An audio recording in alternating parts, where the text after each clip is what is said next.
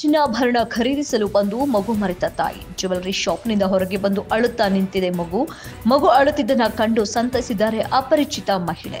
ನಂತರ ಪೋಷಕರು ಬಾರದ ಹಿನ್ನೆಲೆಯಲ್ಲಿ ಮಗು ಎತ್ತಿಕೊಂಡು ಹೋಗಿದ್ದಾರೆ ಮಹಿಳೆ.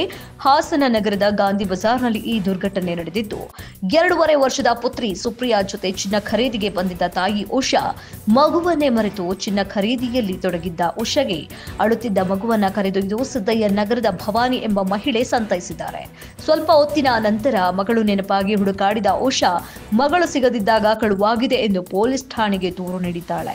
ಮಗುವಿಗಾಗಿ ಹುಡುಕಾಟ ನಡೆಸಿದ್ದ ಪೊಲೀಸರು ಮಗುವನ್ನು ಕರೆದೊಯ್ದು ಊಟ ತಿನ್ನಿಸಿ ನಂತರ ಪೊಲೀಸರಿಗೆ ಒಪ್ಪಿಸಲು ಬಂದ ಭವಾನಿ ಆ ಸಂದರ್ಭದಲ್ಲಿ ಪೊಲೀಸರ ಸಮ್ಮುಖದಲ್ಲಿ ಮಗುವನ್ನು ಹಸ್ತಾಂತರಿಸಿದ್ದಾಳೆ ಭವಾನಿ.